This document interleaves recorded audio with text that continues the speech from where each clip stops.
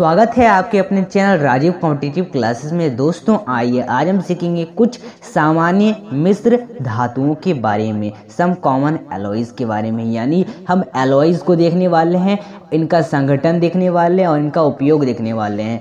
Composition यानी कि किन किन धातुओं से मिलकर ये आपका मिश्र धातु बना है और इनका मिश्र धातु का उपयोग किस किस में है, यूजेज किस किस में है, वो देखने वाले हैं। तो आइए सबसे पहला आपका है यहाँ पर मिश्र धातु कांस्य यानी ब्रोंज। जी हाँ, कांस्य यानी ब्रोंज मानव द्वारा निर्मित प्रथम मिश्र धातु, इसे मानव द्वारा निर्मित प्रथम मिश्र धातु कहा जाता है।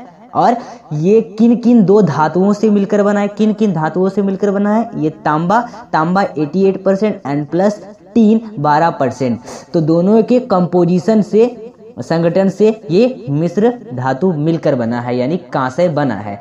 अब इसका उपयोग किस में है, यूजेज किस में है? मूर्तियों बनाने में, सिक्के बनाने में, बर्तन के निर्माण में इसका यूजेज होता है, उपयोग होता है। अब आइए दूसरा मिश्र धातु देखते हैं, पीतल।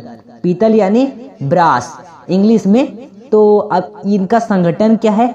तांबा 70% और प्लस में जिंक 30% मिलाकर ये हम पीतल बनाते हैं। ठीक है, इसका यूजेज क्या क्या है? बैंड बाजा में यूज है, घंटियों में यूज होता है, बर्तन में यूज होता है, मूर्तियों के निर्माण में इनका यूज होता है। ठीक है, अब आइए देखते हैं आपका है गन मेटल। जी हाँ, गन मेटल। तो इसका संगठन क्या है, यानी किन किन धातु से मिलकर बनाता है? तांबा से, तांबा 88%, टीन यानी टीना 8 से 10% रहता है और प्लस में जिंक, जिंक 2 से 4% रहते हैं। अब इनके संगठन से, इन धातुओं के संगठन से मिलकर बना होता है ये आपका गन मेटल। अब इनका उपयोग क्या है? मूर्तियां बनाने में उपयोग है, दांतेदार गियर बनाने के उपयोग में है और बटन आदि के निर्माण में इनका उपयोग किया जाता है। अब आइए देखते हैं अब आगे। आगे है आपका क्या? आगे है आपका टांका। जी हाँ, टांका यानी शोल्डर। तो इसका क्या है संगठन, यानी कंपोजिशन क्या है? टीन है, टीन 50 से 60% इसमें यूज होता है और प्लस लेड, लेड जो होता है 40 से 50%। और टीन और लेड को संगठन करके ये टांका बनाया जाता है, शोल्डर बनाया जाता है। और इसका उपयोग क्या होता है? धातुओं को जोड़ने में इनका उपयोग होता है। अब आइए देखते हैं बेल मेटल। जी हाँ, यानी घंटी का मेटल। तो घंटी का मेटल का संगठन क्या है, कंपोजिशन क्या है? वो तांबा और टीन से मिलकर बनाता है। तांबा 80% और टीन 20% मिलकर बेल मेटल बनते हैं और इसका उपयोग होता है घंटे में, बर्तन में एवं मूर्तियों के निर्माण में। ठीक है दोस्तों, आइए अब आपका यहाँ पर आगे देखते हैं।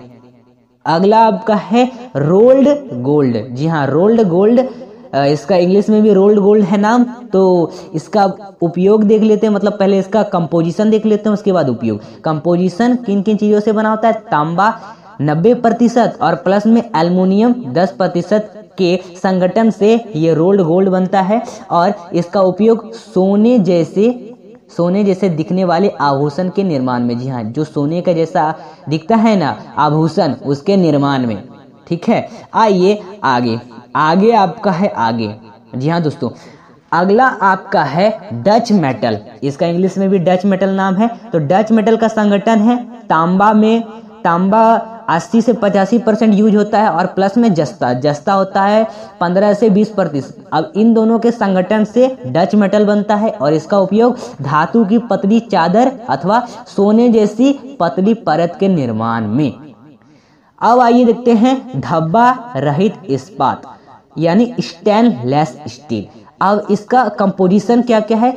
क्रोमियम 15 से 20% और प्लस में निकेल 8 से 10% और प्लस में साधारण इस्पात।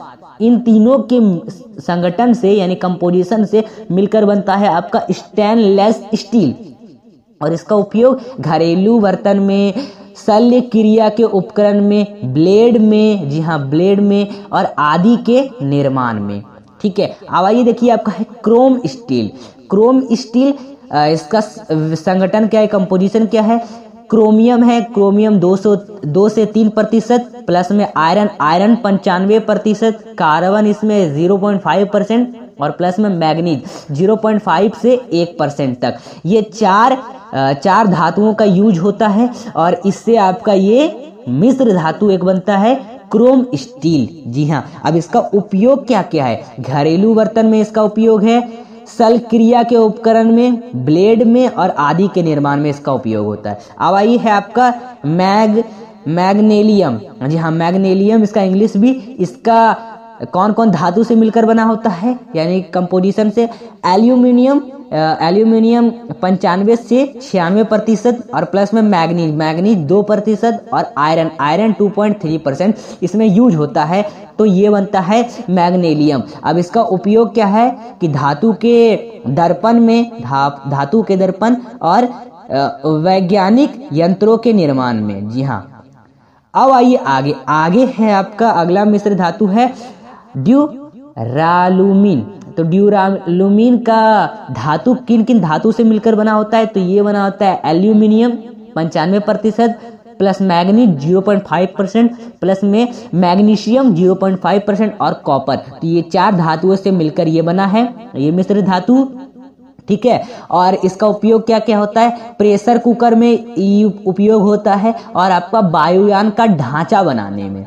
ठीक, अब आइए आपका है जर्मन सिल्वर। इसका कंपोजिशन क्या क्या है, किन किन धातुओं से मिलकर बना है? ये बनता है कॉपर 50% मिलकर, जिंक 35% और निकेल 15%। तो ये 3 धातुओं से ये मिलकर बना है एक मिश्र धातु जर्मन सिल्वर। अब इसका उपयोग है हिंडिंग कॉइल्स में और बर्तन में और नल आदि के निर्माण में। जी हाँ, आइए आगे है आपका अगला क्रोम वैनेडियम स्टील। इसका कंपोजिशन है आयरन 97 से 98% प्लस में क्रोमियम 0.8 से 1.1% और मैग्नीज 0.7 से 0.9% और कार्बन 0.5%।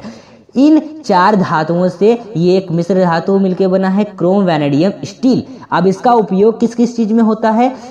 स्प्रिंग में होता है, पहियों की धुरी यानी एक्सल के निर्माण में होता है। अब आइए आपका टंगस्टन स्टील। तो इसका क्या क्या है यूजे, मतलब इसका पहले हम देख लेते हैं कौन कौन धातु से मिलकर बना है। तो ये बना है टंगस्टन से, आयरन से और कार्बन से मिलकर बना होता है ये आपका टंगस्टन स्टील। जी हाँ, अब इसका देख लेते हैं कि उपयोग रॉकेट इंजन के नोजल तथा तीव्र गति से काटने वाले उपकरण में इनका यूज होता है टंगस्टन स्टील का। ठीक, अब आइए जैसे देखिए एल्युमिनियम ब्रोंज का उपयोग कॉपर किन किन धातु से मिलकर बना है? कॉपर 90% और एल्यूमिनियम 10% से मिलकर बना है ये एल्युमिनियम ब्रोंज। अब इसका उपयोग सिक्के में, बर्तन में, आभूषण एवं पेंट निर्माण में। अब आता है नाइक्रोम। इसका कौन कौन धातु से मिलकर बना है? ये निकेल 55 से 60%, क्रोमियम 20% और प्लस में आयरन जो है 20 से 25%। अब इसका कौन सा मतलब किस चीज में उपयोग होता है इसका? तो इसका उपयोग है इलेक्ट्रिक हीटर एवं इलेक्ट्रिक आयरन का तार हीटिंग कॉइल्स बनाने में। तो ये मैंने कुछ आपको बताया यहाँ पर एलॉयज, कुछ सामान्य मिश्र धातु के बारे में। जी हाँ, कुछ सामान्य मिश्र धातु के बारे में बताए। तो दोस्तों अगर ये वीडियो को लाइक करिए, चैनल को सब्सक्राइब करिए। फिर मिलते हैं अगले वीडियो के साथ, तब तक के लिए बाय बाय।